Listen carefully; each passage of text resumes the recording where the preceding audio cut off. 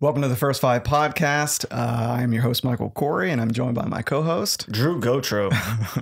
You can see us now. Here we are. Today, we are joined by one of the most important guests in the Lafayette scene, somebody who we were just very blessed that was a very early adopter of the podcast, and someone who we're really thrilled to have back for our very first ever video episode. Please welcome to the podcast, Tyler Arceneaux.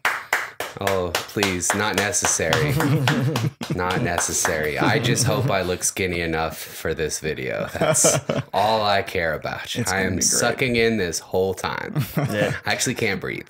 Extra wide lens.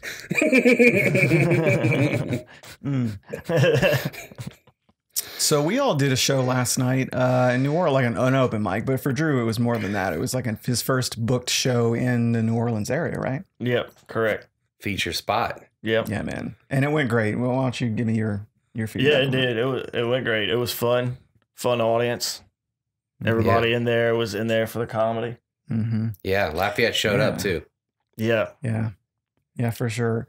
It was the second time for me, but you've been there several times. Second time. Right? I featured once, and then this was my first time going for the mic. Yeah, so I was there with you and John when you guys featured. Yeah, I typically won't drive 2 hours for an open mic, but I like you guys a lot. So. We appreciate it.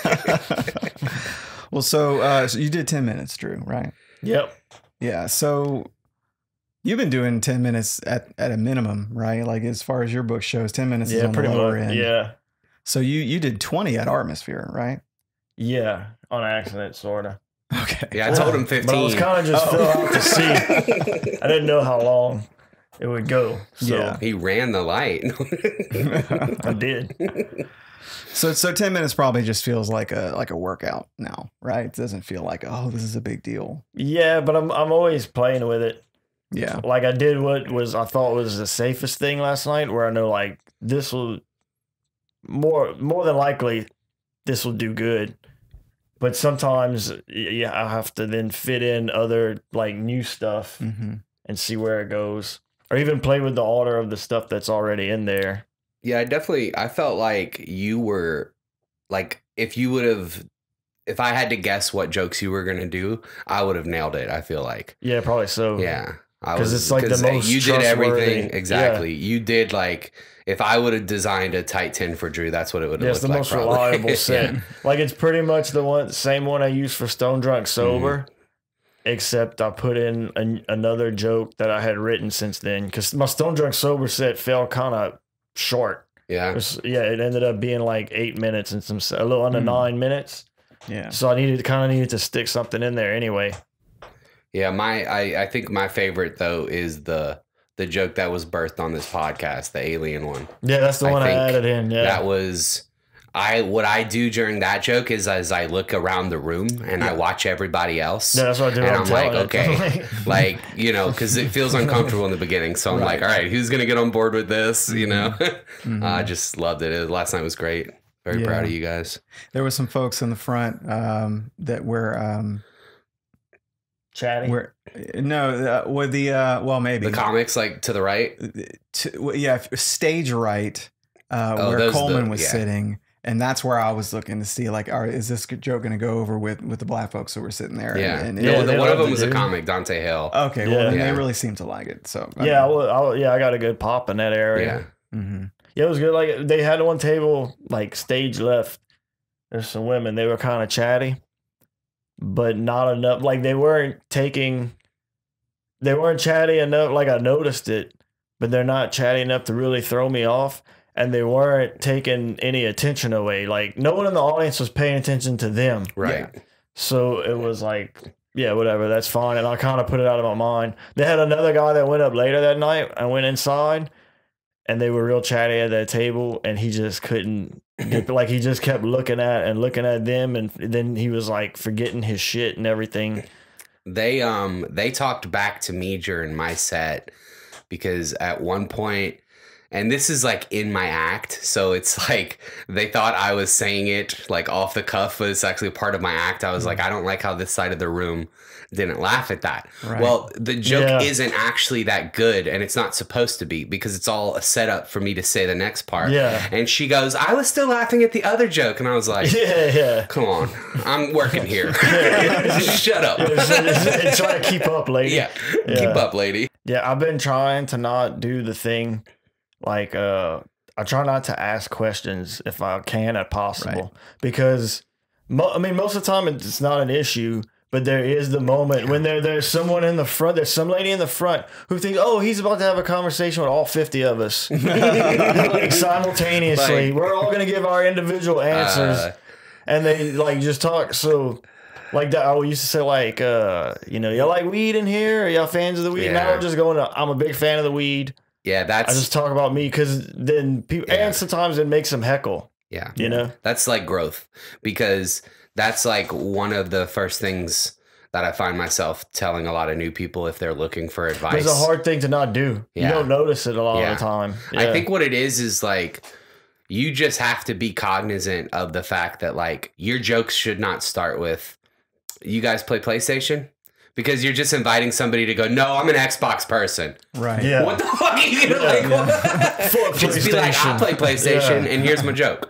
Right. Yeah. You don't need their approval to tell them something funny. And I think that's what a lot of comics are looking for. It's like, do you guys like weed? If everybody in the room simultaneously says no, are you going to tell a different joke? Probably not.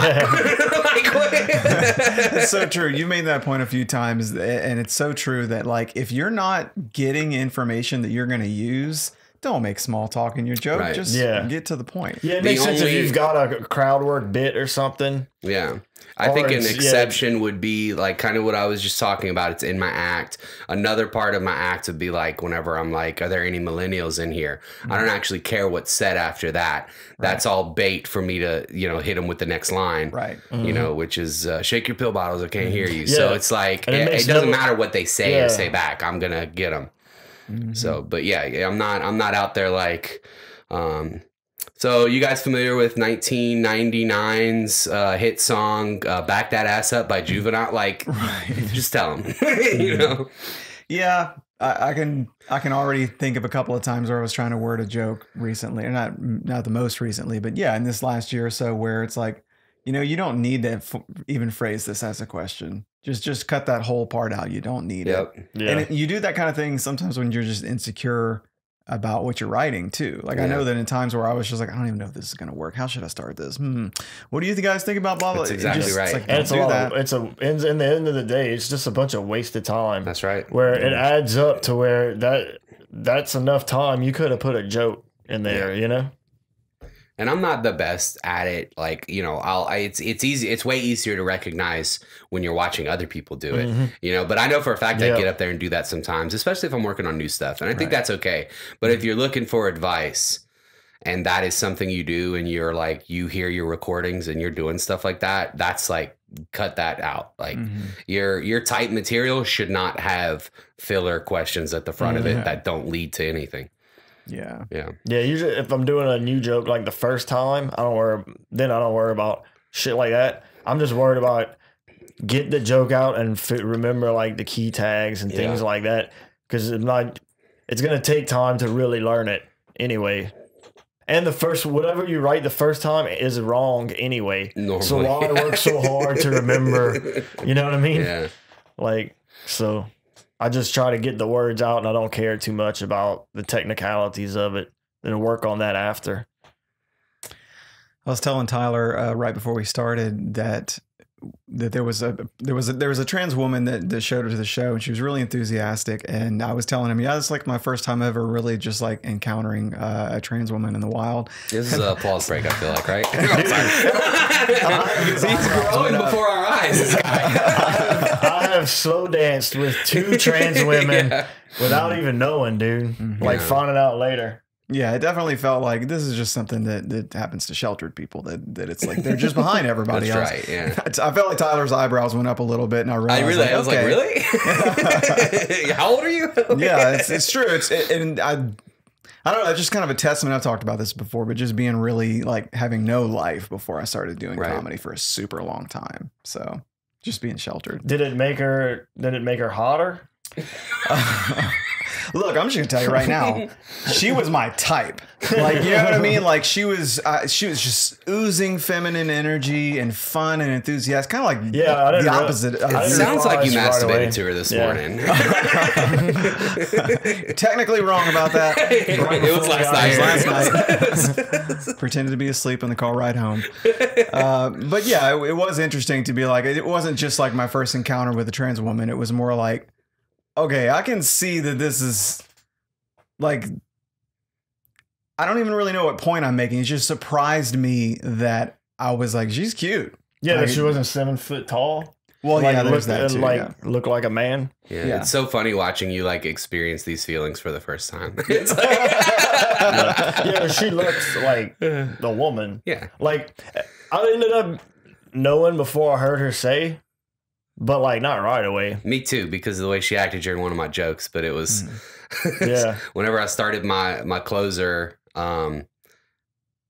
she didn't like it, and she like really, and like it's one of those things where it's like I'm doing a joke on purpose that like the first line of the joke is supposed to elicit a weird emotion from people. Yeah, I literally talk about.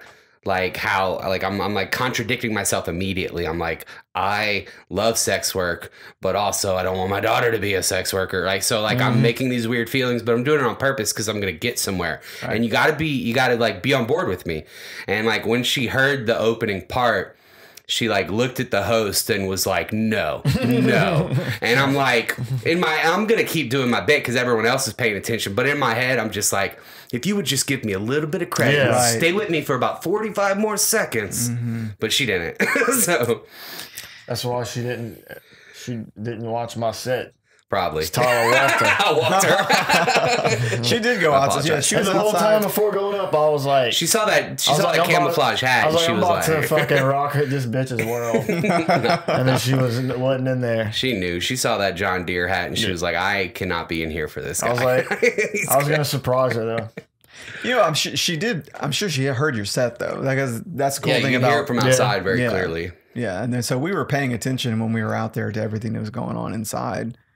But that was cool. That was just interesting to just have it happen very organically, and for me to be caught off guard because sometimes I do get a little surprised. I'm like, how do people like when people are like, oh, I was out, it was a club, it was loud, we were dancing, I was drunk, and then it just gets way into it before they realize. So now you get it. And now I get it.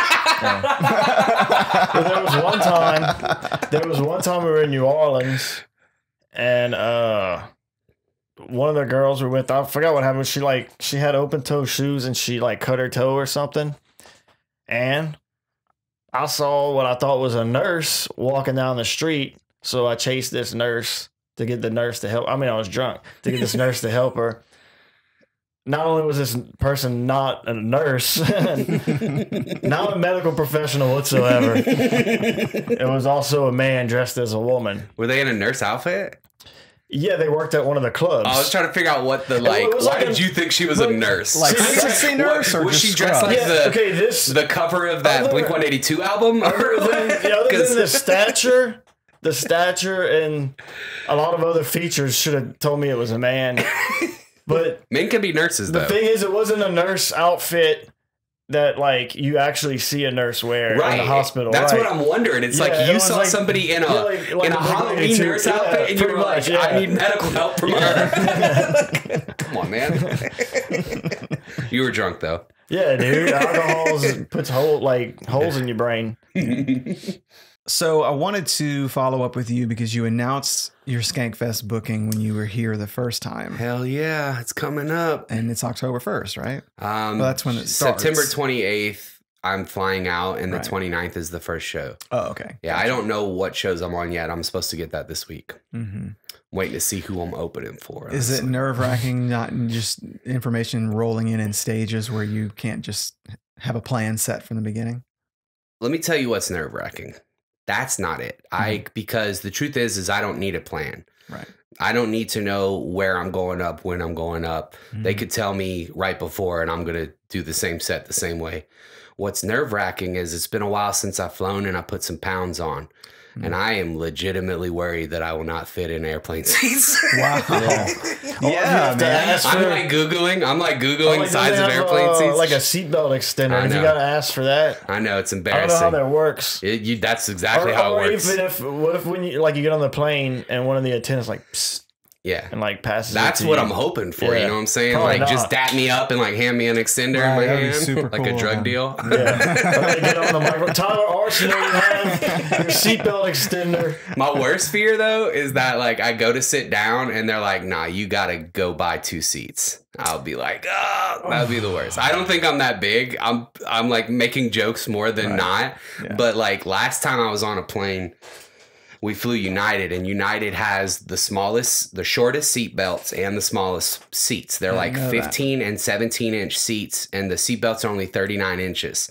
And I was like going, ooh. And like, so, but I looked up the seat belt length for American Airlines, which is what I'm flying. It's 5 inches longer. So I think that's going to be fine. That's a thing right there. I was like, you guys don't have to worry about this at all. Like, imagine that. Yeah. Man, that is very true. I do remember I was flying into Lafayette from somewhere, and there was a guy really, really not just big in every possible way. Yeah. And we were sitting down next to one another, and he had a book on his lap that just said the word space written across the front. Like that was by far the biggest letter on the front of this book. But there was no space in between us because he was spilling over like, and I was like this. So I just like when he wasn't looking, I just took an ironic photograph. There's no space here. There's a rule on American Airlines. If you extend over 1 inch past the armrest, you have to buy 2 seats. Wow. Yeah. So, but like there's other airlines that don't do that. Like Delta, if you get stuck in a situation like that, you're just like, you as a little person just have to deal with it. Dude. Well, yeah, I was going to say, like, how do they do that on a full flight? Do they just say, we're going to go ahead and charge you for 2, even though there is no other seat? If there is no other seat, they're going to make you get off the plane and you have to take another flight. Oh, wow. Yeah, American, that's the policy. So literally we're talking about my worst possible you can ride in the back with the boxes and shit. Dude, I'll sit in the kennel with the throw dogs. Some ratchet straps over you.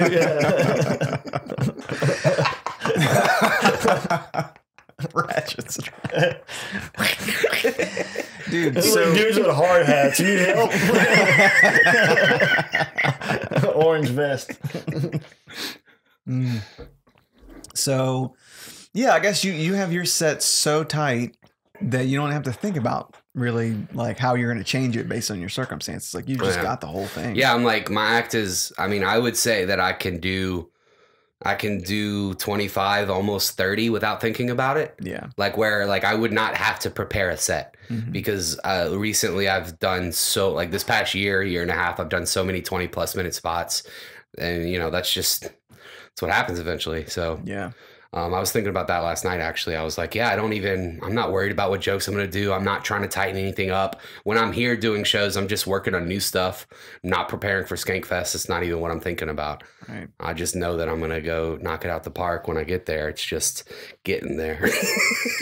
Well, that's really awesome because I would think that some people, when they get like a good opportunity, this is not the first festival you've done. No. But sometimes if somebody does get like, maybe this is I don't know, is this a bigger festival than ones that Definitely. you've done? This is the biggest festival in the United States, probably. Yeah. At this point. So like this is a really cool thing. And I've heard comics, like, comics that are some of the more known people that we all know, talk about experiences where they thought something really big was going to change something, and then they come home and they're like, I'm still doing. That's what I expect. Yeah, I know that that's going to happen. What I'm looking for, though, I think what is good is just to perform well in front of people. Yeah, and there are national headliners there who I've met before, who I'm going to meet again. because they're there. And every time I meet those people, that's like a, you know, that every handshake another matters. memory. Yeah. Yeah. And some of them I really like and I'm really looking forward to hanging out with. Sam Talent. Had a great time opening up for that guy. We chilled, we drank together. Whenever we were saying goodbye, he looked at me and was like, we're going to have so much fun at Skankfest. And like, that's when I started getting excited for Skankfest. Yeah. I was like, oh yeah, that's rad. Sam Talent's telling me that we're going to have fun at Skankfest together. That's cool, man. Yeah. So it's not necessary. I just would think that the credits, because it's like, how do you get booked on a fest? You submit a tape, right? Because there's got to be a lot more good tapes out there than there are people that get selected, right? Yeah, no doubt. Yeah. So my thought is, okay, so I did Altercation Fest. How is that going to help me get booked on another similar festival, or is this going to happen more on a more regular basis? Like, is this going to be the start of something new? Doesn't that all just still come down to the next tape that you submit to the next festival? The only difference is like, on the festival submission forums, they ask you for credits. Okay. And they ask you stuff like, is there anything else we should know?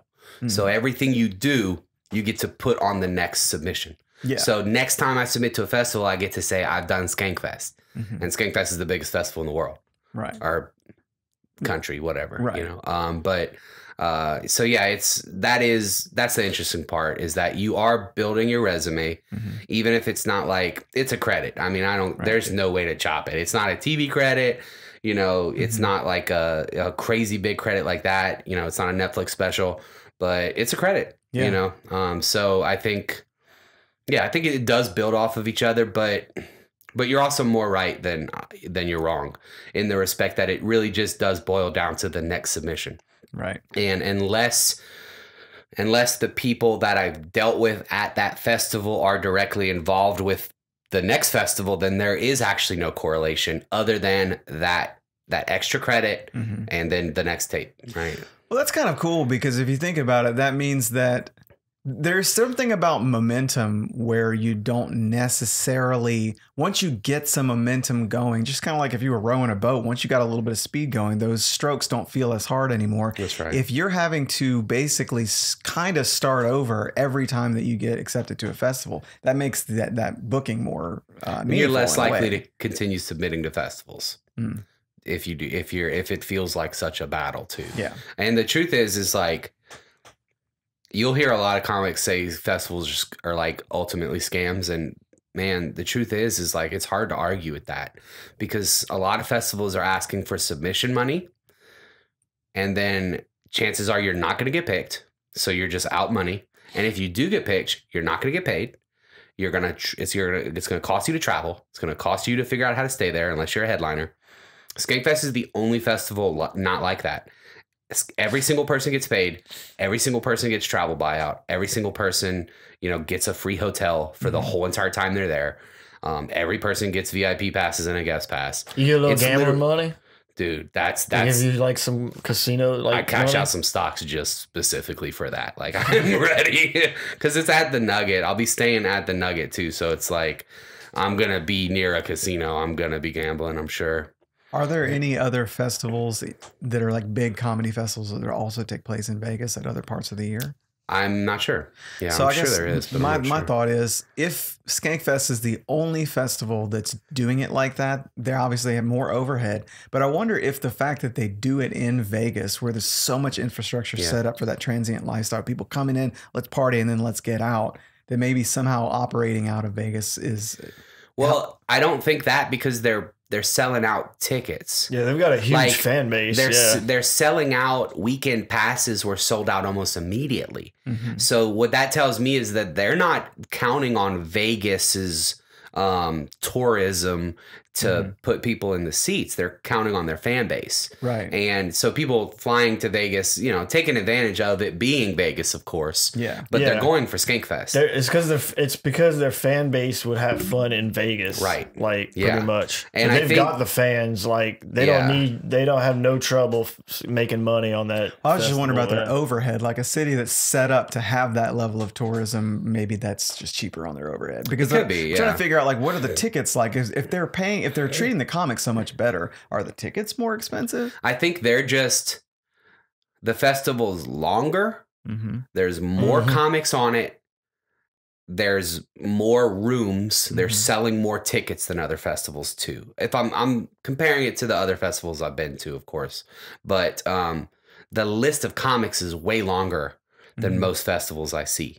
Yeah. I was going through the list very recently, just kind of like looking, and I mean, there's, I wish I knew the exact number, but let's say there's 100 names, 60 of them I know. It's crazy. Yeah. Crazy. Yeah. Yeah, I'm so excited. I see flyers for a lot of festivals. And it's like everything can fit on one flyer. Yeah, but sometimes even they'll have like a lot of, it's still not as many as Skankfest, but they will have a lot of names. And you'll know like maybe the first name or the first two, like the big headliners, and no one else. Yeah. And then the first two headliners, they're like over there, you know what I mean? It's not even like they're good, you know, they're good, you know them, but they're not like a big headliner, you know. Skankfest has got fucking stars, and oftentimes those headliners are the only ones being paid on that festival. Yeah, they're getting room and board, and they're the only ones getting paid to be there. And that's where all the overhead for the festival goes. So that is interesting. I understand why you asked that. It's like, where do they get off paying comics? What are they doing right that everybody else should be doing? Well, I think probably what they're doing is, I think the fact that they do pay comics and they get good comics, they probably they spend money into this festival. They put money into it to make it good, and it's sales. Yeah. So that's how, you know what I mean? It's like normally when you see a businessman that's scared to spend money, doesn't pay their people well and shit like that, they usually don't have a very good business, you know? Yeah, the employees are cranky and have a bad attitude and everything else, you know? Yeah, and you want to make, and I mean, if you're thinking of employees as comics, and that's a perfect analogy. You're going to get better comedians if you get comedians that expect to get paid. A perfect analogy. Yeah. I mean, just covering the cost of my plane ticket is incredible, because like I don't know if I'd be able to say yes to that otherwise. Like I would, and I would figure it out, but I'd rack up credit card debt. You know, I don't have extra $500 for a plane ticket to Vegas. So I was thinking about your response to preparing for it. You were already prepared for it. If you could, I don't know if you have one of these right now. I don't know if you're thinking about this, but growth edge. What do you think right now your growth edge is as a comic? I don't know what you mean by growth edge. Where is an area where you're specifically either putting effort into developing like that next skill, that next tool on your tools kit, or maybe something where you're not even trying and it's just getting better in this particular area? I need more time. Like like I said, I'm probably 25 to 30 minutes right now. I'd like to be able to do 45, and then I'd like to be able to fill the rest of it with not necessarily crowd work, but be able to slow down and comment on the room, talk to people, have fun, be loose. Like some of the national headliners we see a lot, like Bobby Kelly. Honestly, that dude comes in and probably does 35 to 40 minutes of material and then 20 minutes of dicking around. Yeah. But it's like, it's a skill set. It's not dicking around without intent. Right. It's not dicking around without purpose. It's dicking around with, you know, the intent to get to the next joke. And that's the skill set I want to work on. The problem I have is you can't do that in an open mic. You don't have enough time. And it's a risk to do that at some showcases, depending on how much time you have. So like I have to look for the perfect opportunities where I'm doing like 25, 30 minutes. And then I just prepare like only 20 minutes and then just kind of see what happens with the rest. So I'd like to increase my time, work on being a little bit more in the moment with some stuff. I was doing that recently, but I just kind of went back to tightening the screws on some of my jokes. Yeah. Which is, you know, that's kind of what I'm always doing. But I think the thing that's most important to me is the growth of my act. Just finding that next joke that's going to be placed in my act in just the right spot. That's going to make it, right? Like I've got so many more jokes that I'm doing at open mics and working out that are not showcase ready. And getting those jokes showcase ready is probably, I should put a lot more emphasis on that. And I will once Skankfest is over. That's kind of like, What's crazy is like I keep saying that because I get an opportunity. I'm like, okay, after I open for this person, I'm going to really focus on some new stuff. Okay, after this festival, I'm really going to focus on some new stuff. But I have been putting the work in on open mics, trying to craft new stuff. Struggling. I mean, y'all have been to them. There, some of our open mics is hard to get feedback from. Yeah. Recently, we've had some dead crowds. But yeah, just act growth. You know, I'm very proud of my act. I really am. Like I said this last night. I'd put it up against anybody's. Like I don't. This is the best way to say this. I don't think I'm the best comic, even in Lafayette. I don't think I'm the best comic. I don't think I write the best jokes. I don't think I have the smartest jokes. I don't think I have the mechanically best jokes. I agree with everything you're saying. Thank you. Keep going. I like it. I don't think I have the best stage presence. I don't think I have the best crowd work. I don't think I have the best off the cuff stuff. But what I don't think anybody does as good as me is build an act. Yeah. I don't think there's anybody who can put their 20 up against mine on average and do better than me. And that's not a shot at anybody. It's just that's where I focus, is getting an act. I don't want to put you on the spot here, but when I was thinking about it, it's like, that's not really just Lafayette though, right? Like when you say that, I'm assuming that you're taking into account like that. Yeah, but every single thing I just said, I can name a Lafayette comic who I think is better at that than me.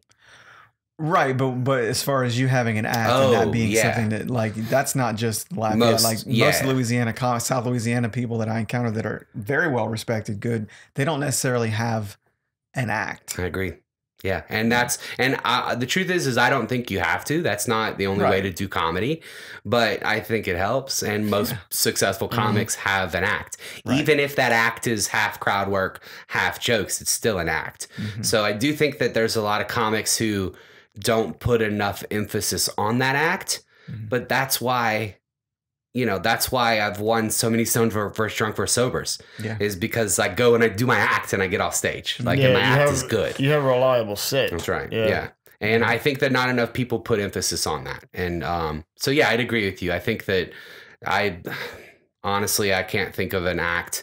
And this might be a little bit of hubris speaking, or a lot of hubris speaking, but I can't think of an act offhand of a non-professional comic who I think has a better act than me. Yeah, I can't think of anyone. And you're onto something for sure. So this is complete gear shift, but I think we all kind of breathed a little bit of a sigh of relief recently when we were like, you know what? There hasn't been any scene drama in like a few weeks or something like that. You were so full of shit. I feel like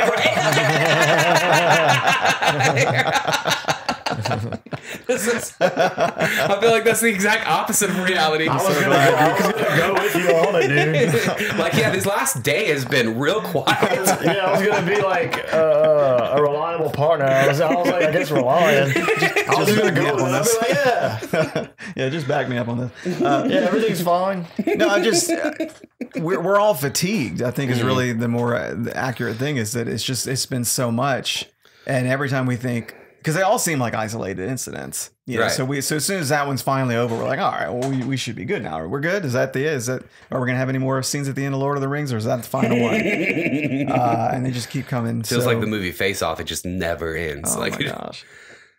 Yeah, I think it's. I wish that it wasn't that. Like, I'm trying to be. I have to actively try to not participate in the drama, and it's hard because we all want to talk about it. We talk every day, right? So we all want to talk about the things that happen, and it's fine. But you're right, the word fatigue is the best way to describe how I feel with that kind of stuff. And I think I even said that the other day. I was like, man, this is I'm worn down by this. Our group chats used to be like, let's work out jokes. Right. Here's a premise. What do you guys think? Now our group chats are like, can you believe that this person did this? And I'm like, oh my God. And I think what that is we're getting a lot more comedians than ever before.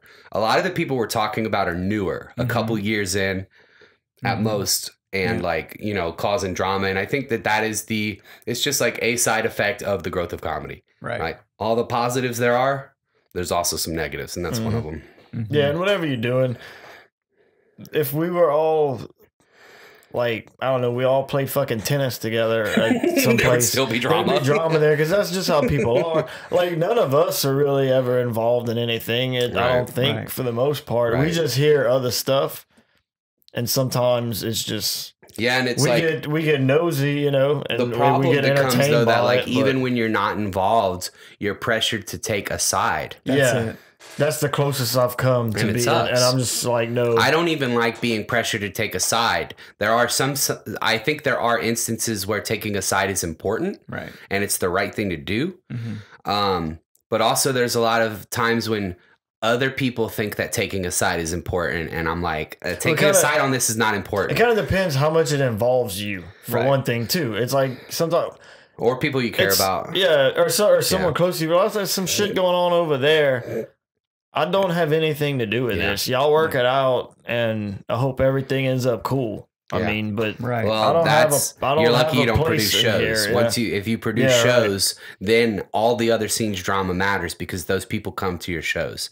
So, and that's what we find ourselves, you know, me, Jason, John, people who produce shows in town, find ourselves in this situation a lot where like there's drama in another city, somebody's done something, they're getting outcast from this city or whatever, or they're, you know, half the city's mad at them.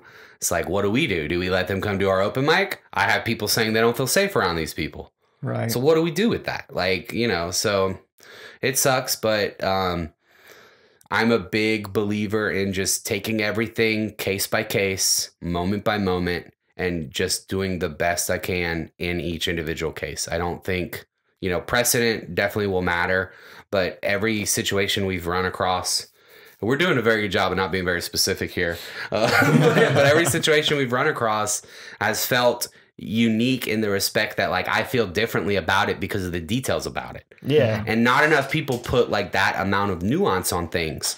They're just like, you know, when somebody exhibits this kind of behavior, this is bad. And it's like, like that's not. Yeah, well, yeah, and you don't have to. You don't have to make us an opinion or a statement right away. You know, there's nothing wrong with waiting and finding out what's going on. People don't like to do that. They're like, for some reason, they feel like they have to get on record as soon as possible. Oh, I got to be on the right side of this. Well, you're probably not if you don't know what the fuck's going on, you know? Yeah. Also, who says what the right side is? Yeah. Right. History? Okay. Well, we're living in it, so it's hard. It's hard to even think that far out, zoomed out. Yeah. So much of that stuff that you're talking about, like that pressure to come out, come down on one side of it as soon as possible, that race. I don't know this. I'm stepping some shit here, but that seems like a little bit more of like on the liberal left side of you see more of that pressure to come down on the right side of something coming really more from one side than I feel than you do the other. I think that's I think that, but only with the drama we're seeing specifically, right? Because the drama we're seeing has that kind of it has that political air to it. Yeah, it's hot button topics that people are talking about in the news, in social circles right now today. Well, it's not, but I do think that it's that kind of behavior is not isolated to liberals. Oh yeah, definitely. It's just what we're seeing is because of the situations we're dealing with and the repercussions of those situations. Liberals tend to fall on one side of it, which I often fall on that same side too. It's just I'm not willing to view everything as that black and white. Right. You don't just do lockstep. Yeah, you want to find out what happened first, at least. Yeah. Yeah, I mean, I'm more willing to stand on the liberal side of the line, but you know, once evidence starts rolling out, but you know, that's the way it is. Yeah, most of the stuff that has happened has had to do with like creepy, predatory sexual behavior, exactly, or just accusations of it. That in some cases, I mean, everybody who's listening to this is probably going to know what I'm talking about. But the things that we've seen, where an accusation was made and then absolutely hard-hitting evidence was provided to contradict the accusations, you know, my just right from the beginning, and I'm just going to speak for myself. As soon as I saw the evidence that was presented, I was like, this is not an issue. Same. And man, we're coming in heavy with this first episode. Yeah. Thank you guys for making me be the one that has to deal with all this live on Fat By the way, TV, whatever we're doing. We can actually. no, Anything you want to cut. We should leave it. But no, I agree with you, and I feel the exact same way as you about that specific situation. What's disappointing to me the most is someone's inability when confronted with the evidence, someone's inability to back down. And instead, they redirect and divert their new energy into a different accusation that isn't even as egregious, but it's like a distraction to try to just get people mad at this person anyway. And it's like, it's such like a little kid way to act.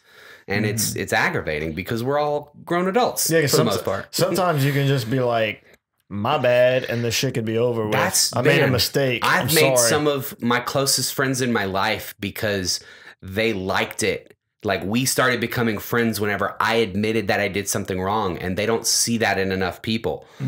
Like, that is a virtue that you should be proud of. Your ability to admit when you've made a mistake. Yeah. And just despite how you feel, despite anything. Yeah, it's usually the less embarrassing way to act too. Right. Yeah. That's the crazy part is, how do you not see that virtue is actually like commendable, and people will clap their hands for you. People like seeing that whenever someone's like, "Hey, I was wrong" or whatever. Yeah. And then they move on. Unless it's just, unless it's just someone's just wants you to apologize when you've done nothing, right? And that happens with some people. The opposite is true. You got to tell those people to fuck off. But in a regular case where you make a mistake, your life is so much easier if you just say, "Agreed. Hey, I fucked up. I made a mistake." In everything, in life, in social circles, at work. I mean, we all have other jobs. I work with people, and I have people that report to me, make mistakes all the time. The literal worst thing you can do is try to hide it, cover it up, or act like you didn't make a mistake. Yeah, because now you're not a human being; you're just a liar. And what are we gonna do? And now, how do we move on from this? Yeah, because I can't trust you now. Yeah, it's like, if you would have and when it comes to comedy, it's like, I see these people acting this way, I don't want to book them. Right. End of story. Yeah. I don't want to book them because they're not showing me that they're willing to admit they were wrong. That means that something like that is more likely to happen when I book you. And it just, it just makes me not want to deal with it at all. He's saying he don't want that smoke. That's it, dude. Yeah. Unless it's weed. And in case I do want a lot of that smoke. So we've seen some with the drama and some with people just making choices in their lives. The composition of our group has changed because we've had some people, voluntarily leave because they felt like they weren't being supported here. That was like a one-off situation. We also have had 3 comics relocate to other markets. Shelby's leaving for a job. Joshua is leaving specifically to pursue comedy in a larger market. Yeah, fuck that dude. Yeah. What's it? Wait, who? Joshua. What? What's his name? He's just this guy. You might not know him. He's and then a newcomer, Ruben, who just kind of seemed like he was passing through from. He went out to one city, and I guess he came home for a little while, and now he's going to another. My favorite part about Ruben is that he's way more attached to us than we are to him. I'm joking. If he listens to this, I hope he knows I'm joking. But I pick on him because he was getting so emotional on his last night. And I was like, dude, you've been here for 2 months. Like, I don't even know your last name. I have to ask somebody what his last name was the other day. And he's like, I'm going to miss you guys. No, I think it's sweet. And he should miss us. But it is interesting to see, like, I mean, I was pretty attached to Joshua, so that was tough. Yeah, and Shelby, we didn't really have to hang out as much, but I like Shelby so much. He's Shelby's an older friend of yours. We've been, through comedy, but we've hung out for a long time. And before my mom lived with me, we had a lot more hangout sessions with comedy. And I know for a fact that was something Shelby always loved, was, coming over to my house and after a show or on a weekend where we didn't have shows and just talking with the comics. You can't leave your mom around Shelby, dude. Did y'all have Shelby on? Okay. Yeah, that's the problem. He's like, I can't leave this sexy motherfucker around my mom.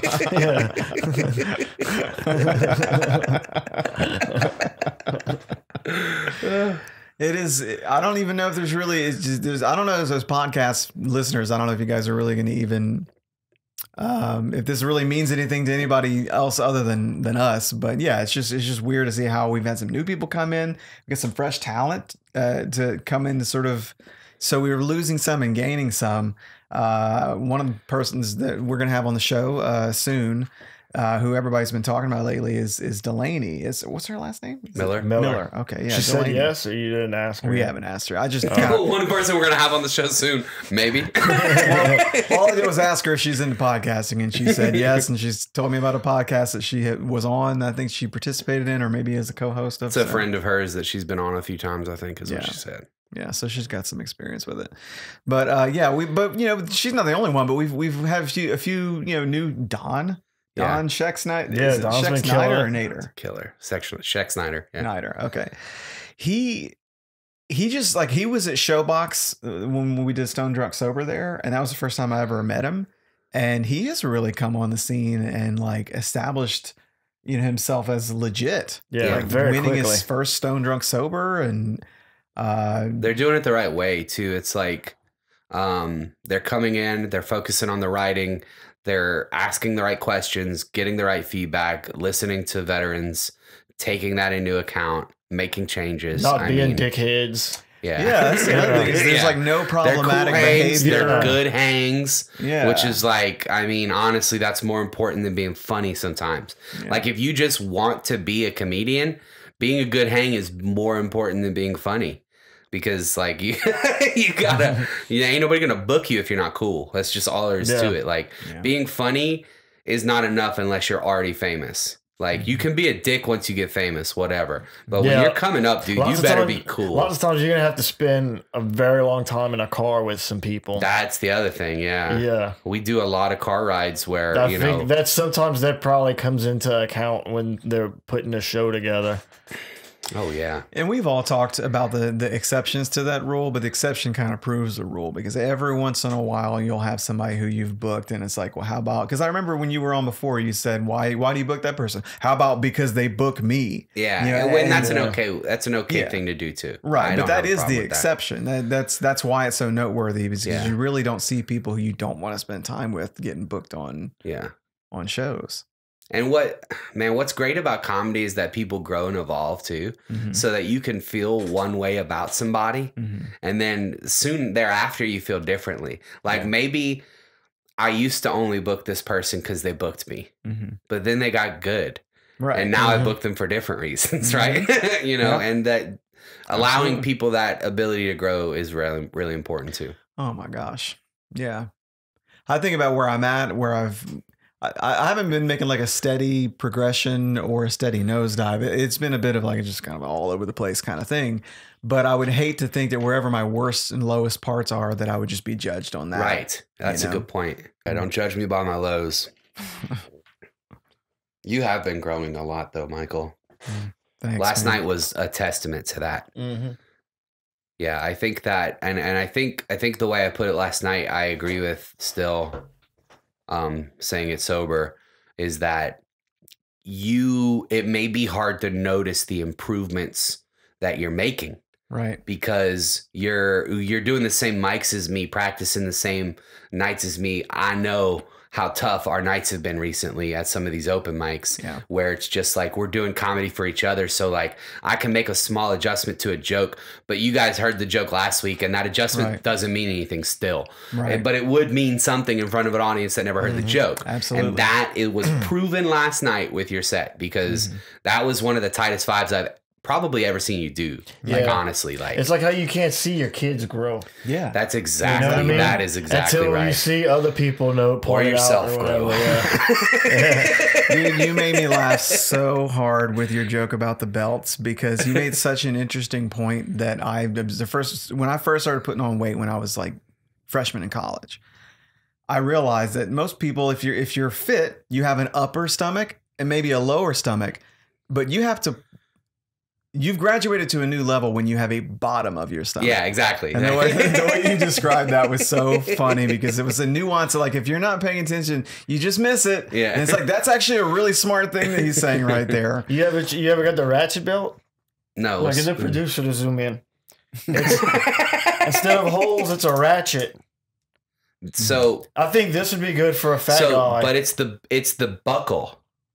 That buckle, you see, buckle. this is They skinny. People don't. He doesn't even get it still. Yeah, the buckle. I've said it a bunch, but he still doesn't get it. They have different buckles. The buckle digs into. The buckle digs into your stomach. Even if that was just leather, that leather would dig into the bottom of your stomach. Like I said, the part of my joke where I'm like, seems like there's only one solution left. Tom. Yeah, I know. And it's get Velcro belts. This episode is brought to you.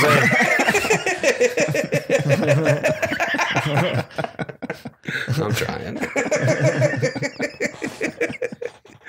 These skinny fucks, bro. I swear.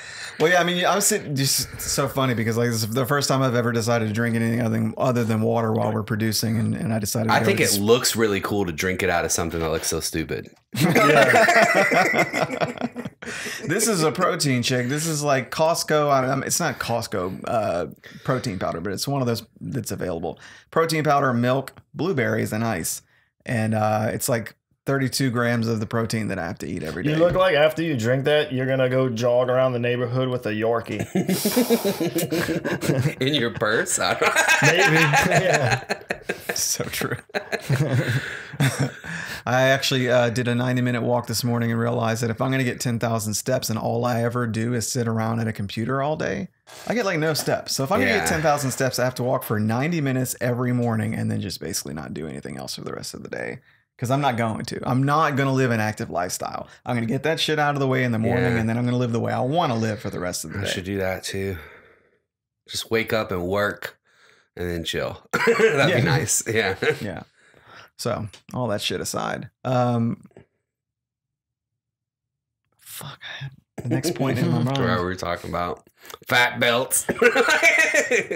Man, I just flashed back to watching someone sit, like PTSD from watching somebody sit. What was like having to check their shit. Yeah. Being like, what was next? I fucking do that. I've been doing that a lot lately. I don't know why. About, like particular people. Oh, it's very specific. Yeah, all the time. That's all they do. Yeah. I thought you were about to say their name. I like when people go like they get one line out and they're like, "Oh, let me check my notes," and it's like you remembered one line. Yeah, that's what I was making fun of when I did my Thursday night set. I just got up there and told him my name and said, "What else? What else?" But you know what I wanted to do is like it's been so long since we've actually produced an episode. That I wanted to just check in with Drew and just like see what's going on with you. Like what's it's been a while. I think you went on vacation and you did comedy on vacation, right? Yep. I hit up a mic in Pensacola, Secret Sagittarius, Delicia, right, and Olivia's mic. Right, correct. Awesome. They're Florida's finest for whatever that means. It was fun. It was a good mic. Comedians were cool and inviting. And typical mic, not much of a crowd, but like I said, it was a good mic. Everyone was cool, nice, very inviting place. It was fun. That venue is cool. I did the same thing when I went to Florida for vacation. I asked Derek Shirley, actually, shout out. He sent me a list of like all the open mics, and I think I went to one or two of them. But it is cool, like to have your first experience of like going on vacation and being able to, while you're traveling, go do a mic. Yeah, I was intent on it. In fact, everyone went in the boat that day, and I didn't go on the boat because I was like, if the fucking boat doesn't come back, you can't do the mic. It's a party barge, and they have a guy hired to drive the boat for us.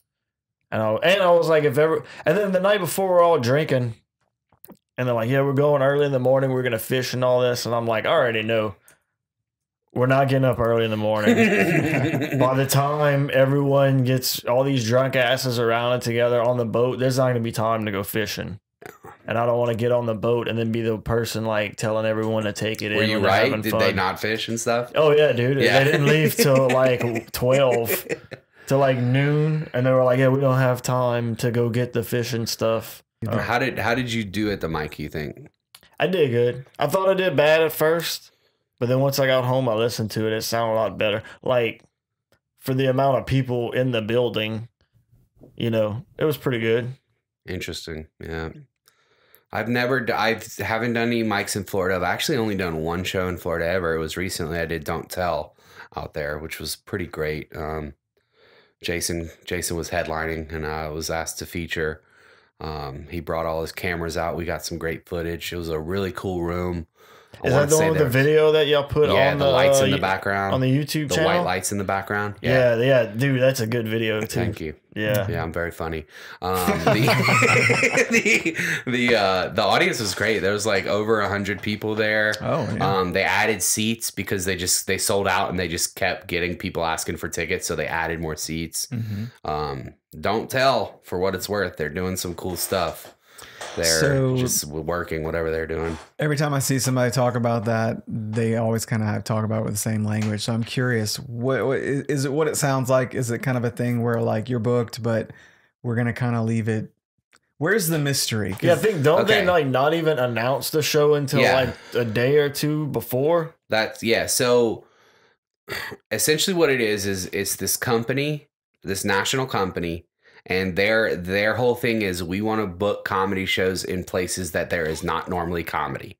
So no bars. They can't sell. They don't want them to sell alcohol there because they want people to bring their own alcohol. They don't want comedy to have been there. They want it to be someplace that you wouldn't think of comedy being. Like under a bridge. I bet you there's been a Don't Tell under a bridge. I would be very surprised. It's like a comedy speakeasy or something. It's like pretending like comedy would be illegal. This is how we would do comedy it. Speakeasy is the best way to say it.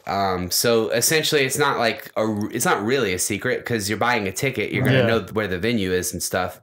But it's like they don't really promote the comics very specifically. And in the bigger cities, they actually bring a film crew, and they'll do like you'll see people get like Don't Tell specials. It's like a 15-minute Maddie set. Smith has one. Sam Talent has one too. There's a guy out of Houston. He's one of the owners of the secret group, Zaid Duji. He's got a Don't Tell special. But those are in the bigger cities. You know, we had in ours, they weren't sending a film crew, but Jason brought his camera. Circumventing that because whenever I like posted the video, I was like, "It's my Don't Tell set," you know. It's like, they don't need to know that it wasn't filmed by the Don't Tell people, but it is really cool, and that was my first one like that. It's interesting. I'm interested to see they're doing it in New Orleans too. I'm interested to see how that goes over time. And I'd love to do another one in a bigger city too. So, well, I wanted to ask you about that because I can't remember if it was because Jason's got some stuff in the works or how we ended up talking about this, but it was a real shift in the normal conversations that we have about comics at our various levels doing comedy specials, because it seemed like it was a much more doable and reasonable thing to like, why don't we just do like a 15-minute special and then chop it up into just for the clips. And Jason said that too because the Riot in Houston started doing that recently, where the Riot, they've let people film specials there before, like longer ones, but they actually started to like take some of their Houston comics and be like, okay, let's do 15 minutes. Very different than what we complain about. Like what we complain about is comics who've been doing comedy 1 and 2 years doing an hour special, which I've turned on this a little bit. I don't think they should do it. I don't think they should. However, I don't look at them any differently because they make the decision to do it, because the way I think about it is like they're going to look at that later and just be like, that wasn't good. Yeah. Right. I'm better now. And they're going to learn that lesson later on their own.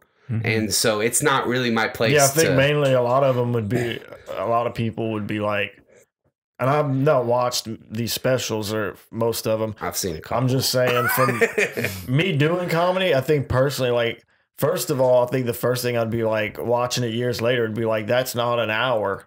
That's right. I'm on stage talking for an hour, but that's not an hour of material. That's what I've seen out of these specials. And I guarantee you, yeah, the material's better now. Some of these people would feel the same way if I talked to them right now about it too. And I've had this conversation with some people who had specials too early, and they agreed, even if they didn't regret doing it, even if they had no actual regrets doing it, they agreed that like they're better now and that wasn't a good hour. And so in my head, I'm like, well, don't put it out. Some people don't think like me, and that's fine. You don't have to think like me. Right. Yeah. But yeah, I've turned a little bit on it, but the idea of somebody who's been doing comedy 5 years, 3 to 6, 7 years doing a 15 or 20 minute special, obviously that makes perfect fucking sense. Right. Special is a weird way to describe it because it doesn't really feel like a special so much as it does a set. Yeah. It's like, I wonder if a feature would be. I don't know if I'd call it a special if I release like a 15. Honestly, I don't think would be long enough. I feel like I'm in this weird zone where people are doing 15-minute specials now, but I've outgrown that. If I did 15 minutes, I'd have trouble picking which jokes to do. Right. So I would want to do 20 or 25 to get those other bomb jokes in there. Yeah, but at the same time though, the good thing about it is if you're doing 30 minutes, if you got 15 minutes out there, if people watch it and they come see they come watch you do 30 minutes, even though they'll be like, oh, I heard this, I've heard this, there's still another 15 minutes they haven't heard. So they're not going to feel like I just went watch the same thing I watched already. This is where act building hurts me. Yeah. Because my 15-minute set looks pretty similar to my 30. It starts and ends the exact same way. It's the middle that's different. Yeah. So like my act doesn't really, like what you just described is not good for my act. Putting out 2 15s is not as good as putting out a 30. My 30 is way better than 2 15s because my 30 is designed as a 30. Right. It's not designed as 2 15s. Yeah. It has callbacks and a start and a finish, and it has 3 acts. It's like it's a play essentially. So yes, but that doesn't work for everybody. Anybody who's doing just like joke, and they're not doing callbacks or they're not structuring their act in a specific way, I think that makes a lot of sense for. It's like, oh, I just don't have to do these jokes. I'll do them on the next one. Well, if I do that, I can only do these jokes paired with these jokes, or these jokes work way better when they're paired with these jokes. So I think it would still be good for me. It's just not quite as seamless. Mm-hmm. I wonder if it's short-sighted to do a 15-minute set.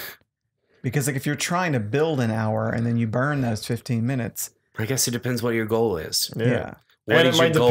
And it might depend on what kind of jokes you tell. Yep. That's exactly what I'm trying. That's like exactly maybe what I'm even saying. like a one-liner comic, you've got your jokes are so short and you can kind of throw them anywhere. Definitely. Where you can put, if you've got 30 minutes, you can put out 15 minutes of jokes and you can put some of you can kind of distribute them evenly. Yep. Like keep the 15 minutes you do and the 15 minutes that you don't put on the special. Make sure they both have like real banger jokes, and then a few like jokes that are good enough to still be there, but not as good as the better ones. That way both things can kind of stand on their own. Yeah. Then when people come out to see you do 30, you mix them all. You could kind of mix them all together, and because a one-liner comic is not really. There's so many jokes. They fit so many jokes in a period of time. It's not a big deal for someone to be like, "Oh, I heard that one." I think that's exactly what I mean too. Is like different styles kind of lend to that. So and one-liner jokes don't really. People don't listen for segues in a one-liner set. I think what we're coming to is that there's just no one way to do anything. Yeah. Like it's just not, the comedy's not one size fits all, you know, like, what's your goal? If your goal is to put out a 15-minute special so that you can be noticed, so that you could sell more tickets, that's not short-sighted. Right. Just because your 30 would be better. You know, if your goal is to sell tickets, definitely. Anytime someone does something and their motivation is because I'm going to get money, most of the time I'll be like, that's a good idea. Yeah. There's exceptions to every rule, but usually, someone's going to give you money. Yeah, you should do that. Yeah, exactly. Yeah, for sure. I've done things for money. Simple. Yeah. I've done things in comedy for money that I should not have done. Yeah, for there's sure. exceptions. Yeah. I wouldn't say that about everything, but my most biggest of the time, paycheck was doing comedy for 75 old white people that did not give a shit about anything I've ever fucking said, and it was just a miserable set. Yeah, I've done that for free though. So, I mean, if I can get $20 out of it, and that's kind of the corporate scene, isn't it? It's the best paying gigs, and a lot of times they're the worst. Colleges, corporate stuff, charities. Which is weird. Charity, like, you think charities wouldn't pay well, but man, the charities I've done had a big check attached to them because they're making so much money from selling tickets. Paying the comics is like easy. Yeah, we got fucked, dude. Y'all didn't get any money for that charity y'all talking An about? audience member gave us money. That's I good. got an audience. Tipped us each $100. Oh, well, shit. He didn't take the money, this stupid ass.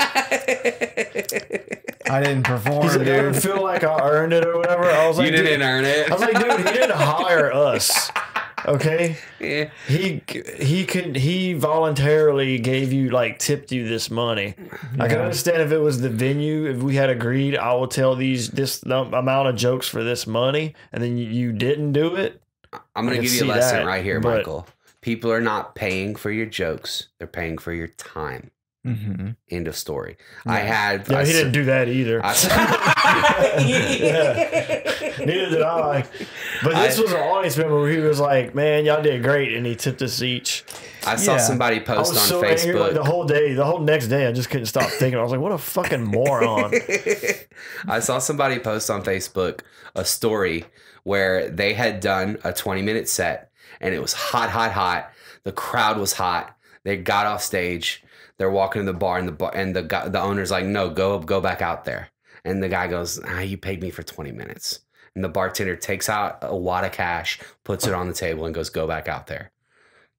Know your worth, man. Like the guy could have said, "All right, I'll go back out there. I'm a comic." Yeah, so, No, but because he said no, he got a lot more money. Yeah, you guys watch Swamp People? My only thing was Just grabbing for shit. Yeah. the thing about the gala was I was there to tell jokes. I didn't tell any jokes. I got Right. up there and told them all. Yeah, I you thought told them they to go fuck fucking themselves. Again, they're paying for your time. What can I tell you? I still agree with what I said. and the lucky thing is, as far as that guy was concerned, he gave us all $100 each, and we took the $100. So it's not like we insulted him by being like, "I don't want your money." I fucking took it. I just told him to split it between the other guys. Yeah, that's what we did. We split it up. Nice. Yeah. And which, if you think it's not bad enough that he didn't take the money, then he fucking donates to the charity of the place. Nerd, bro. It was a worthy charity run by assholes. Yeah, to like save abused children. Yeah. Womp womp. Yeah. Don't save her. There's She some don't kid want out to there with a lawyer fighting for him right now. Like, what an idiot, dude. So one thing that's been on my mind lately, and it's going to be obvious that this is kind of like my issue, but I just think that it's something that everybody can learn from, is the idea that how I've changed over time. And the person that I was when I decided to start comedy, I think has played a role in my personal experience, but I think it's relevant to anybody. And it's the idea of how one personality trait, whether it be like an aspirational thing that you're trying to cultivate in yourself or just an innate personality trait, how there are some things that are just more suited for comedy than others. True. And so I made a list, and I'm not going to go through the list. I just wanted to randomly pick some things off the list.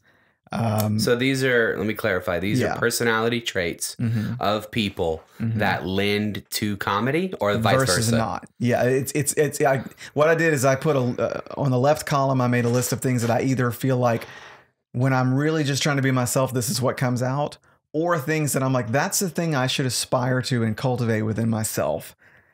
And so it's something that I'm doing on purpose. And then I'm thinking about, I'm like, all these things on the left may be good in some way, but if you think about it, the opposite of whatever that is, that would be better for comedy. So I just made a random list because there were so many. Okay, I was watching Righteous Gemstones, and all the main characters on that show are narcissists, like really overt narcissists. And I was thinking about it, it's like my dad was a narcissist, and that was really tough for me.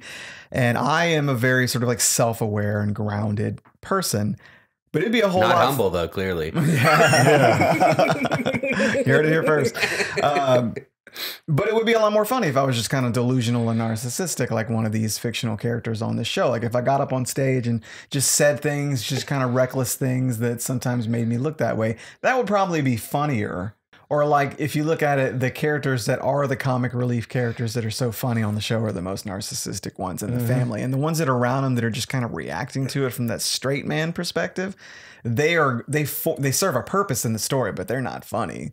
You know, the people that are making you laugh are the ones that are being. I think narcissism is a trait that only works in comedy if you lean into it, like Jeselnik. Whereas narcissism typically is a trait that is not good for comedy, but it works very well in movies. Or unless you're a very fun narcissist. Yeah. Like the party guy. You have to be so delusional that it's absurd, though. It has to be like absurdism. Whereas like you could be narcissistic and like just like really leaning into the character like Jeselnik or but like I think it works in movies. Very well. Right? Yeah, I think you're right. Yeah, I think it works for rappers and like narcissism works in a lot of other industries better than in comedy, I think. Yeah. Yeah, I think maybe in this case it works better on camera if like from a scripted kind of thing. But there are a lot of different examples on here. Trying to be the cool guy versus trying to be more like vulnerable and like just putting your flaws out. You still talking about your dad? Or talking about you? No, You've been trying to be the cool guy this whole time? not this whole time, but like in my life, yeah, I want to be a rock star. I want to be an actor. I want to be all this stuff, you know, and wanting to be, or even just like, I'd rather be taken seriously rather than, I think I wrote that one on here too, just being taken seriously versus being relaxed and fun and not taking themselves seriously. Right. There's so many things that I realized that I was either because I got bullied into it or because it's something I felt insecure being my natural self. And so I tried to, I guess what it is, I'm just be honest with you guys. I'm realizing what I've been realizing for a long time now trying to do comedy. It's like, I don't know who I am. I don't know who the real. You've probably been so indoctrinated by other people's beliefs and ideology of how you should live that you haven't figured out who you are yet. Yeah. That's interesting, dude. That's part of comedy too, is you're kind of trying to get to be as funny as you can be. You're really diving deep to try to find out. Yeah. You're trying to chip away at yourself to learn more about yourself. And the thing is, like, you want to be funny. It's not so much about being the funniest person ever, because there's too many people in the world. You'll never be that. Right. But you'll be like your own, like no one else is funny the way you're funny, you know? That's true. Yeah. But I do think it has a lot to do with that cult you were in too. Yeah. There's no doubt about that. Yeah. I mean, that's... Yeah, you're socially like awkward sometimes. We've never talked about it, and like my story's a little bit different than yours, but I have a very strong evangelical background too. We were full gospel. Started off Catholic, became full gospel. My brother... Oh, that's a switch. I know. My brother converted my mom. My mom converted me. I was a kid, so it's not really a conversion so much as like, this is what you do now. Yeah, my other brother always rallied against it, even though he would go to church. He'd go to church with his headphones in and listen to Marilyn Manson. So like there was always this dichotomy in my house where my dad didn't go to church at all. I had another brother who clearly hated it. Then I had a brother who was really into it. My mom was really into it. And then I was really into it because my mom made me. Right. We didn't celebrate Halloween. On Halloween, instead, we would go to people's doors and give them pamphlets. Right. Oh, that's so fucked up to do to a child. That dude, and like that did not last long. Like that's like training your children. That's why I was saying our story's different, because at some point we got out of that church, and like although my family's feelings on things may have evolved in different ways, they didn't, like my mom she's never lost her evangelical feelings. She still feels that way to this day, but being in the church didn't mean as much to her at some point. Yeah. So I was able to grow up, go to middle school, go to high school as somebody who wasn't evangelical, but I still had that in me. So like that's why our stories are a little bit different. I feel like you probably weren't thinking like that until very recently. Yeah, I mean, the deconstruction for me probably started about 10 years ago, and it was a very slow process. What would that have been, early 30s? Early 30s. So mine was early 20s. I literally went from, it was podcasts. I went from just conservative Christian, or I thought I wasn't acting like a conservative Christian, but like, you know, a complete turnaround to starting to question everything. Not even sure where I fall these Like my days, dad but said, that's the all devil part of the got journey. Yeah. So my dad's like, don't listen to that music. The devil's going to get you. Yeah. I mean, that's why you listen to this devil podcast. Yeah. I mean, but like the first time somebody ever talked to me about thinking, like starting to think about the way your brain works and starting to learn about logical fallacy and all the different ways that the human brain tricks us into feeling certain ways and acting certain ways, and we'll start to believe things that aren't even real just because that's how our brain works. Right. Once I started learning that, I was like, how can I trust anything? Yeah, that's the natural reaction. Yeah, it was like flipping a light switch. It was overnight. I went from being sure that I was a conservative Christian to questioning literally everything about life. And since then, it's been rebuilding my philosophy and my ideologies for what it means to live on this earth and, you know, be somebody who exists here. Well, yeah, I definitely agree with you. I definitely think that there's a lot of psychological stuff that goes into it, and the church culty stuff is definitely a big part of it too. Bottom line, I am figuring out that there's a lot of things that I have embraced or aspired to. And I even think that aspirational traits in general don't really, I think that if you made like a list of aspirational traits and things you might want to try to develop or cultivate in yourself, I don't think that any of those things, probably just by the nature of what we're talking about, I don't think they lend themselves as well to comedy. It was very clear to me when I made that list and put things that I either am or wanted to be, try to be, and whatever the opposite of that is. I was like, well, all this is good for comedy, and all this just makes me a stuffy, boring, you know, whatever. So and I'm trying to figure out who I am now. That's I mean, if you can figure out how to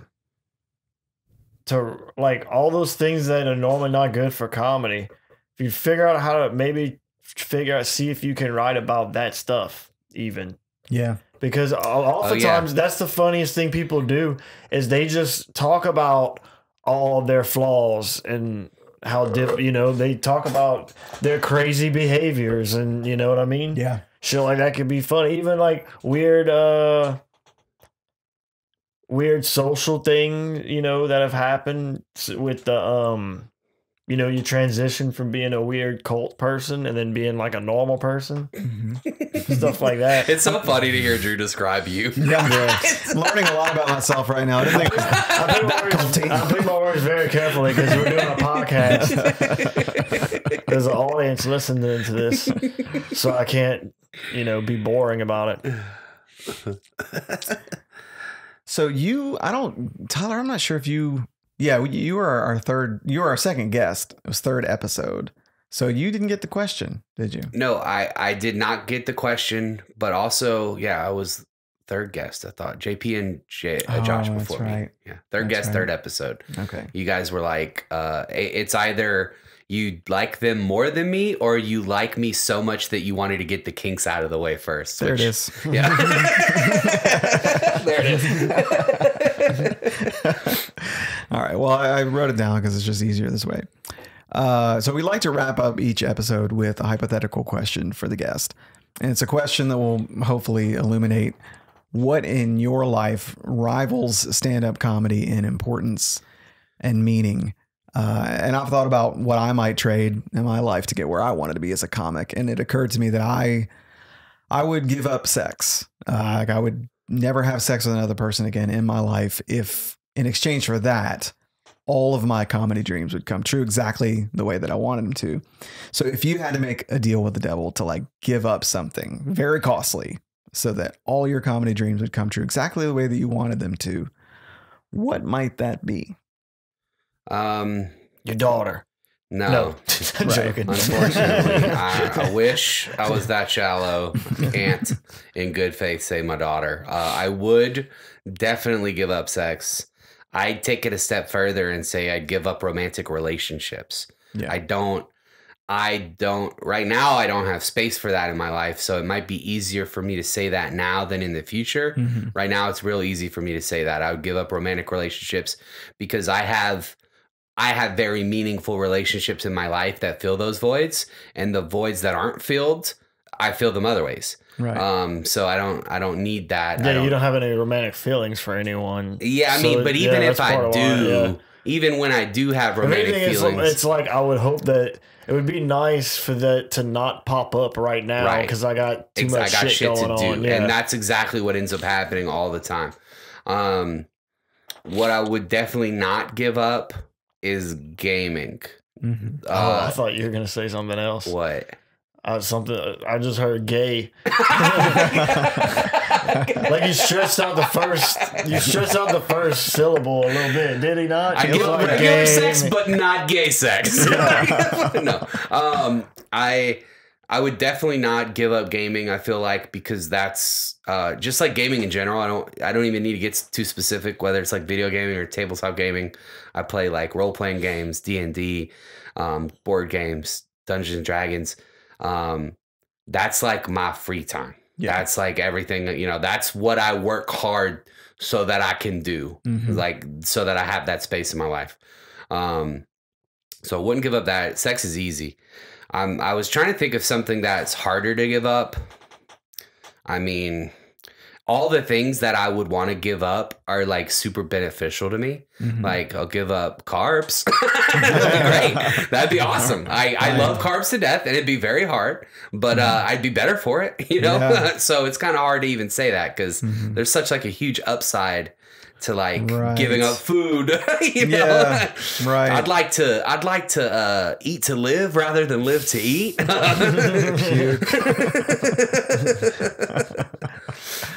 Yeah, sometimes I think, we're talking about what would be so a meaningful thing in your life, something that means a lot to you, something that you want. But then there's also things it's like, what if you had to manually on your own stop doing something that's so ingrained into your life instead of it being like a magic, I'm going to snap your fingers and this thing's just going to be gone from you. And then here's your comedy dreams. What if it was something that you had to like, you will begrudgingly? Yeah. Like what if it was something you had to walk out every day instead of it just being like if somebody just took your eyesight and said, okay, and here's an exchange, everything. That's something that's like, well, you can't do anything about that. So you're just stuck with it. But what if it was something that you had to do and maintain, like going like no gluten or some shit like that, that you had to do every day, that even if you weren't necessarily, even if you were ambivalent about giving up the thing, having to give it up would just be so hard and disruptive. Like you had to like shave your initials in your pubes every day. Every day. Dude, sometimes, man, I don't know. That any kind of like I might be like above average good at like the normal maintenance type of stuff. I understand that like there's a lot of little things about life that suck, but you just do them because you do them. They're like it's like, brushing your teeth, making your bed.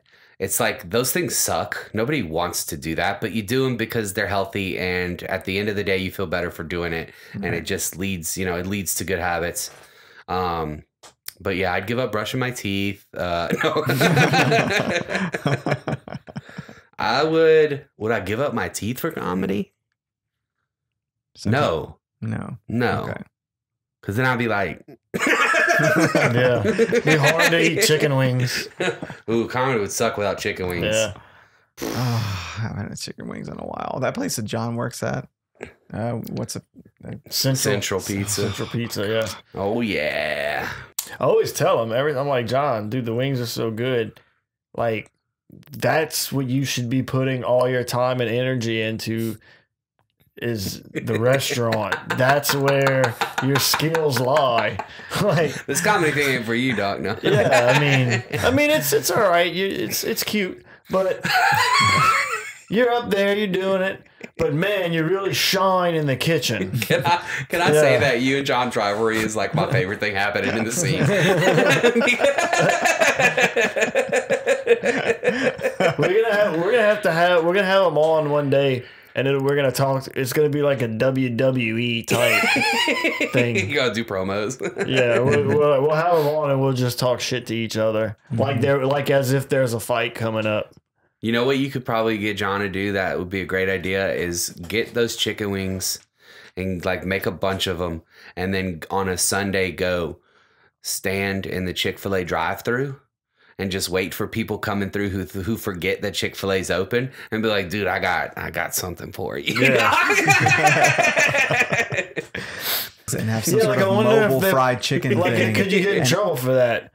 If you were on their property, for sure. But if you were, it'd be like at the same time, it's like, well, look, y'all aren't open. Like, don't come on y'all operating days. Yeah. Like, I'm not here to fuck with y'all business. If anything, I'm just kind of keeping your seat warm because you need a break. You know, y'all been working hard. I think that's all a good point. Yeah. if you just like set up in the adjacent grocery store parking lot from a Chick-fil-A and just sold fried chicken to all the people that forgot. All right, well, let's get your socials and your dates out there. Yes, the social security number. 433. No, that's it. Actually starts with that. I should not have done that. Louisiana. At the Tyler A everywhere, Venmo, Cash App, Instagram, Facebook. Pretty active on those two things. Besides Skankfest in October, next Saturday I'm opening for Jeff Dye at Club 337. What's the date on? That's next Friday? Next Saturday, I think. September 23rd. I didn't even... That's right. Yeah, next I didn't even pull up Saturday dates.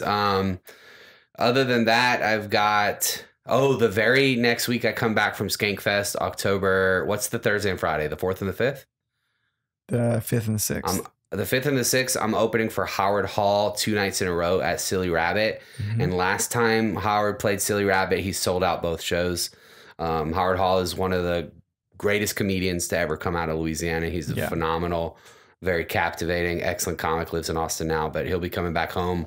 He reached out to me to open up for him. So that'll be the 5th and the 6th. Cool. And then I'm in October 20th is a Saturday. I'm in, or maybe it's the 22nd. You tell me. October 21st is a Saturday. Okay, 21st. I am in New Orleans at the Big Couch doing a show called At the Top, which is a brand new showcase ran by Jade Bronte out of New Orleans. It's going to be like short sets, short set competition round 1. Winners go on to do a sketches. And like they have, I don't actually know all the details, but you move on to the next round in teams and you do sketches. And the winning sketch, the members of those teams do like a friendly roast against each other, where you don't say anything mean, you only say nice things. Oh yeah, and then there's going to be a winner of that. That's very cool. Isn't it cool? Yeah, I'm super excited. I've heard people like have that idea too. Like people are like, man, wouldn't it be awesome to do a roast but just compliment each other? But nobody's ever like that before. I've never heard of anyone actually put it into some type of format. Yeah, I think that could be very funny. I know that people have done it before. I am struggling. I've been thinking about this last few days, like trying to write just something like something nice that's funny, and I'm struggling. So I'm gonna have to go developing the other skill. Right, like I'm like I've been very active in roasting for so long that this is a hard swerve. But what I do want to do when I get back from Vegas is like research. I want to watch some people who have done this before, because I know it's happened. So I just want to get an idea of some of the things that are said and see if that kind of sparks any kind of like, oh, I get it now. And see, because right now I'm struggling to even be like, right, you know, your hair is so pretty. Like, what, I don't know how too, like it would be to me, it seems like it would be funny if you still deliver the jokes like it's a roast. Yeah. I think that's what it is. Yeah, you're like, it's way funnier than just complimenting each other. I agree. That's definitely, so I think that's going to be the trick. Say like, I got you, motherfucker. Yeah. Yeah. And like, damn, that was so nice. It's going to be like, like one of my favorite roast jokes that I ever say is for Jacob Guidry. And it's just so stupid, but like I'll be like, yeah, recently Jacob Jacob lost his job. He was working at the bowling alley where he got caught fucking the shoes.